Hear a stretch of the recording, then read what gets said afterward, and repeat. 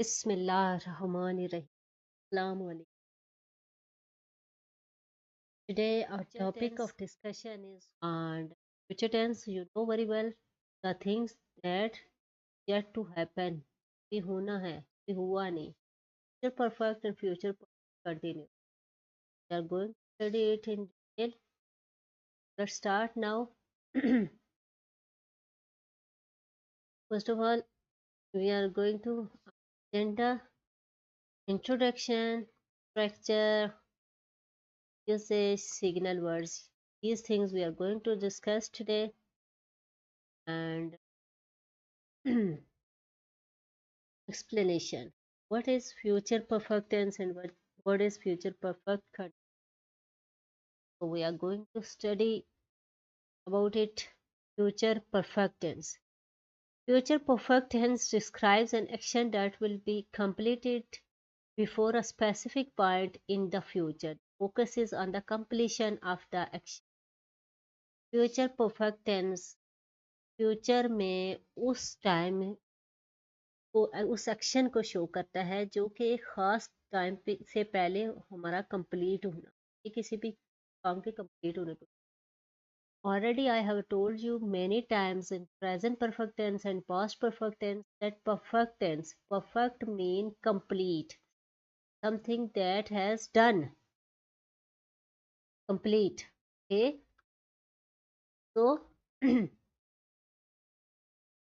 Future perfect tense उस tense को show करता है जो फ्यूचर में कुछ ऐसे हमारे प्रोजेक्ट्स हैं कुछ ऐसे हमारे प्लान हैं जो कि एक स्पेसिफिक टाइम पे हम चाहते हैं कि कंप्लीट हो जाएंगे या हमने ऐसी प्लानिंग की हुई है कि उस स्पेसिफिक टाइम पे कंप्लीट हो जाएंगे जैसे कोई भी मंसूबा बनाया जाता है पाकिस्तान में आप देख लें डिफरेंट टाइप्स के मंसूबे के रोड बनानी है तो अगले 5 साल में फलां ईयर को ये कंप्लीट हो जाएगी फलां मंथ्स में कंप्लीट हो जाएगी ये पहले कर दिया जाता है डिसाइड कर दिया जाता है इसी तरह स्कूल्स के रूल्स कॉलेजेस के ऑफिस में कंपनीज के इवन के होम बेस्ड जो घरों के अंदर भी जो है डिफरेंट मेंबर्स जो होते हैं पेरेंट्स हर बंदे आप की प्लानिंग करते हैं कि हमारा ये वाला वर्क कब तक कंप्लीट हो जाएगा जैसे डिग्री कर रहा है तो वो कहता है अगले 4 साल में मेरी कंप्लीट हो जाएगी इस तरह का तो ये इस तरह के एक्शंस के लिए यूज होता है फ्यूचर परफेक्ट कंटिन्यूस टेंस किया परफेक्ट भी है और कंटिन्यूस भी है यानी ऐसा टेंस है जिसके नेम से ही शो हो रहा है कि जो कि कंटिन्यू रहेगा और कब फ्यूचर में अब देखते हैं इसकी डेफिनेशन से the future perfect continuous describes an action that will have been ongoing for a specific time and until the up until a certain point the focus is on the duration of the action अब ये भी है कि हमारा focus ये होता है कि हमने फलां टाइम हमारा एक स्पेसिफिक टाइम है वहाँ तक ये एक्शन हमारा होता रहेगा ठीक है और इस दौरान हमारे उस टाइम की ड्यूरेशन को देखा जाता है ड्यूरेशन ऑफ एक्शन को देखा जाता है कि वो काम होता रहा है नहीं मतलब हम कहेंगे कि हमारा अगले 5 साल में हमारा ये वाला मनसूबा काम करता रहेगा यानी 5 साल में ये कंटिन्यू रहेगा हमने एक स्पेसिफिक टाइम बता दिया और वहां तक ये ड्यूरेशन हमारे एक्शन की ड्यूरेशन को ये शो करता है ये कंप्लीशन को शो करता है कि हमारा एक्शन कंप्लीट हो जाएगा फिलहाल टाइम तक ये हमारे दरमियान में उस टाइम के दौरान जो भी हमारा एक्शन जो कंटिन्यूशन उसकी को शो करता है ठीक हो गया ये इतना कोई इस पे ज्यादा ये इतना मुश्किल काम नहीं है इसके उर्दू में पता है कि अगले 5 साल में ये प्रोजेक्ट मुकम्मल हो जाएगा का ये कह सकते हैं वो अपनी तालीम कर लेगा का ये होगा कि वो अगले 5 साल तक फलां यूनिवर्सिटी पढ़ता रहेगा इस तरह के से में रहा है रही है रहे के साथ में टाइम होगा और इसमें कंप्लीशन को ठीक हो गया ये इसकी डेफिनेशन थी आगे चलते हैं इसमें क्या पूछा गया है इसमें परफेक्ट टेंस का जो स्ट्रक्चर है मैंने आपको पहले भी बताया था कि फ्यूचर परफेक्ट टेंस जो होता है फ्यूचर टेंस वो फ्रैक्शन है प्रेजेंट टेंस के उसमें सेम प्रेजेंट टेंस के रूल्स इसमें भी अप्लाई होते हैं, बस स्लाइड सा डिफरेंस होता है और वो डिफरेंस विल का होता है। फ्यूचर अपने साथ विल लेता है, विल की वजह से फ्यूचर डिफरेंट होता है स्ट्रक्चर में प्रेजेंट से, ठीक है। बाकी तकरीबन सारे रूल्स वही अप्लाई होते हैं। क्या अफर्मेटिव सेंटेंस में सब्जेक्ट सबसे पहले आता है, उसके बाद विल आता है, उसके बाद हैव आता है। अब ये अक्सर स्टूडेंट पूछते हैं कि हैज़ आता है या नहीं फ्यूचर में, विल हैज़। तो हैज़ जो वर्ड है हेल्पिंग वर्ब है, वो सिर्फ प्रेजेंट में आता है, प्रेजेंट परफेक्ट टेंस में सिंगुलर के साथ ही शी इट के साथ, फ्यूचर में सबके साथ है भी आता है। ओके, डन हो गया। उसके बाद आपने ये क्या करना है कि आपको मैंने हमेशा पहले भी बताया, फ्यूचर प्रेजेंट परफेक्ट में भी पास्ट परफेक्ट में भी बता रही है कि परफेक्ट जब भी आता है, जब भी आता है, it takes third form. Third form ये परफेक्ट की पहचान होती है, क्या। अब देखिए प्रेजेंट को अगर देखें तो इसमें से विल निकाल दे तो present in present perfect tense का ये स्ट्रक्चर बनता है कि सब्जेक्ट प्लस हैव, हैव और हैज और प्लस थर्ड फॉर्म, और इधर फिर विल ऐड हुआ है तो subject plus will have plus past participle यानी थर्ड फॉर्म आएगी। ठीक हो गया। अब ये होता है कि आपको अगर एक टेंस ही आप प्रेजेंट टेंस ही फुल अच्छे फोकस करके पढ़ें तो उस आप फ्यूचर टेंस को भी इजीली अंडरस्टैंड कर लेंगे कि फ्यूचर टेंस में विल ऐड हो जाएगा और इसके सिर्फ कंटिन्यूस में बी आता है, बस बाकी सब सेम ही होता है। बाकी जो rules present indefinite, present continuous, present perfect, present perfect continuous के वो सेम फ्यूचर के भी हैं, सिर्फ आपने विल ऐड करना था फ्यूचर टेंस में। अब देखें इस रूल को अप्लाई करते हैं। By 6 PM they will have completed the report. यहाँ हमें फिक्स टाइम बता दिया गया कि इस टाइम तक वो कंप्लीट कर लेंगे अपनी रिपोर्ट को। अब फ्यूचर परफेक्ट कंटिन्यूस टेंस का अफर्मेटिव सेंटेंस का स्ट्रक्चर देखते हैं।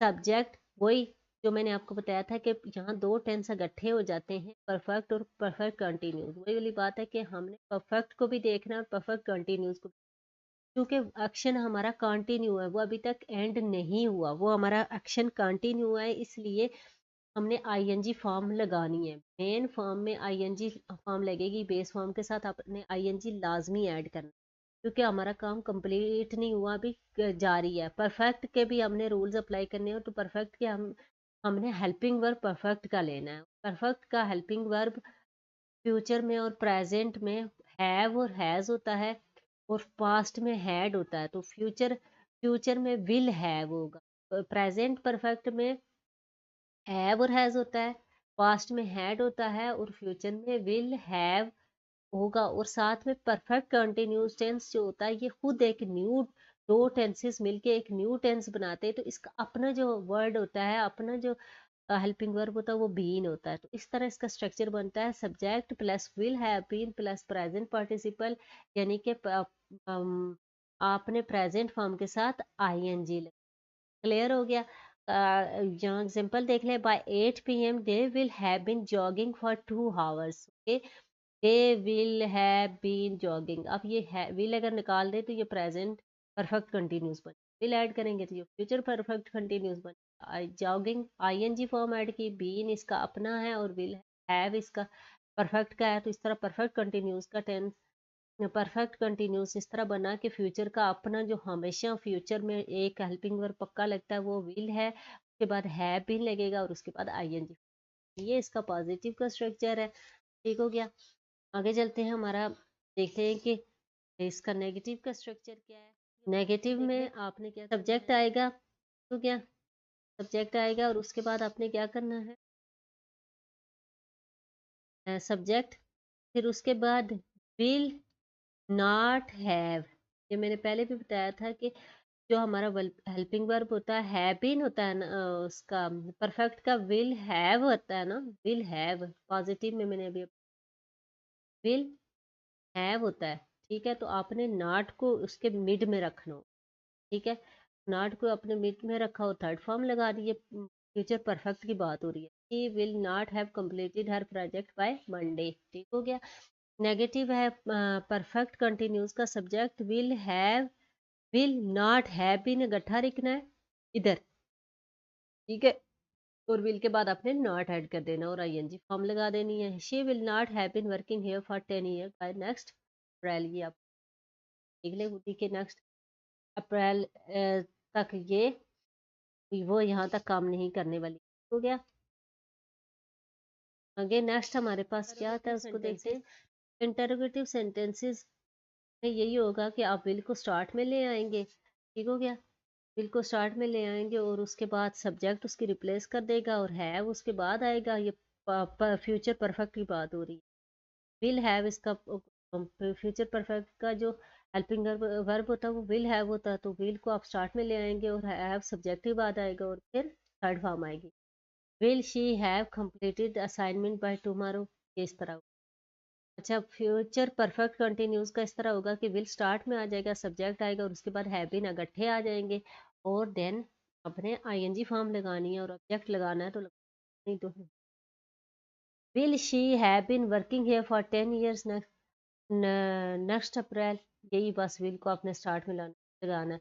अब इंटरोगेटिव और नेगेटिव इकट्ठे भी आ जाते हैं तो आपने विल शी हैव और इधर नॉट लगा देना, नॉट बिन तरह की सेंटेंस। तो क्या, आगे चलते हैं। हमारे पास कौन सा वाला, हाँ जी, तो पास है इसका यूजेज, ये यूज किधर होता है, ठीक है। फ्यूचर परफेक्ट टेंस कहाँ यूज होता है? Completion before a specific time. अब फ्यूचर टाइम, फ्यूचर में किसी खास टाइम पे कंप्लीट होने वाले को फ्यूचर परफेक्ट टेंस कहते हैं, ठीक है। यानी by the end of this week I have read the entire book, ठीक है। उसने बताया कि इस जो वीकेंड तक मैं सारी बुक पढ़ लूंगा, पढ़ चुका हूँगा, ओके। तो इस तरह इसने हमें क्या बता दिया कि ये टेंस इस तरह यूज होगा फ्यूचर परफेक्ट टेंस में, ठीक हो गया। आगे assumption about completion in the future. हमारी जो हम कुछ अज्यूम करते हैं वो फ्यूचर में कि हमारा ये चीज़ कंप्लीट हो जाएगी, अज्यूम भी करते हैं कुछ, ये यूज विजिबल नहीं है। फ्यूचर परफेक्ट कंटिन्यूस टेंस कहाँ यूज होता है? Action on going up in the future time, ऐसे एक्शन जो फ्यूचर में कंटिन्यू रहेंगे भाई, अभी खत्म नहीं होंगे। By the time you arrive we will have been waiting for our an hour. तो क्या, कि जब तक आप आते तो हम तो 1 घंटे से इंतजार कर रहे थे। और emphasis on the duration of the action, फिर इसमें एक्शन के ड्यूरेशन पे फोकस किया जाता है। ये दोनों तकरीबन मिलते जुलते थे लेकिन इसमें एक्शन कंप्लीट होने की बात की जाती है कि फलां टाइम तक हमारा एक्शन कंप्लीट हो जाएगा। इसमें ये होता है कि एक्शन की ड्यूरेशन को ज़्यादा बताया जाता है कि हमने क्या किया, फलां टाइम, फलां फिक्स टाइम से क्या करते रहे हैं, फोकस किया। ठीक हो गया। अब इसमें देखते हैं कि हमारे सिग्नल वर्ड्स कौन से हैं जो आप हमारी हेल्प करेंगे इस टेंस को सॉल्व करने में एग्जाम्स में जो है फ्यूचर परफेक्ट टेंस का जो सिग्नल वर्ड्स हैं वो हमारे हैं by, before, by that time, by then. ये देखिए ये वो होती है, ये हमें खुद ही आ जाते हैं कि बाय दैट टाइम, बिफोर, इस तरह के जो। इसमें फ्यूचर परफेक्ट कंटिन्यूस टेंस में फॉर होगा, बाय देन होगा, bye that time, before. For और सिंस परफेक्ट कंटिन्यूस टेंस में हमेशा यूज होते हैं। फॉर के लिए भी मैंने, सिंस के लिए भी आपको पूरी डिटेल से मैंने वीडियो बनाई थी और डिटेल से आपको बताया था प्रेजेंट परफेक्ट कंटिन्यूस टेंस में। अगर आपने अभी तक वो वीडियो नहीं थी तो लिंक में देख, डिस्क्रिप्शन में लिंक देख लें और वहाँ से जाके देख। फॉर जो है वो उस टाइम के लिए यूज़ होता है जो हमारे पास जो क्लियर होता है। मसलन हम कहेंगे कि वो 2 घंटे से पढ़ रहा है, तो 2 घंटे से पढ़ रहा है, तो हमें क्लियर हो गया कि टाइम कब स्टार्ट हुआ और अभी at the time of speaking कितना टाइम हो चुका। लेकिन अगर हम कहेंगे वो 2 बजे से पढ़ रहा है, 2 बजे से पढ़ रहा है, अब 2 बजे और 2 घंटे में क्या डिफरेंस है? 2 बजे से पढ़ रहा है तो हमें अभी नहीं पता कि इस वक्त तक क्या टाइम हुआ, 3 बजे, 4 बजे, 9 बजे, 10 बजे, हमें ये भी नहीं पता कि अभी तक उसको कितना टाइम हो चुका पढ़ते हुए। ठीक है, तो यहाँ हमारी बात क्लियर नहीं है जबकि हमारी क्लियर है कि उसको कितना टाइम हो गया। अगर हम कहेंगे वो 10 साल से रह रहा है तो हमें समझ आ जाएगी कि at the time of speaking तो 10 ईयर हो गए। लेकिन अगर हम कहेंगे कि वो 10 बजे से इधर रह रहा है तो हमें नहीं समझ आ रही। तो जहाँ हमारा टाइम क्लियर ना हो वहाँ सिंस यूज करें, जहाँ हमारे पास क्लियर टाइम हो वहाँ फॉर यूज करें। क्लियर हो गया? कंटिन्यूस टेंस और फ्यूचर हो गया। जो टेंस आपको आज मैंने डिटेल से अंडरस्टैंड करवाए। अपना ख्याल रखिएगा। Have a nice time. Good bye.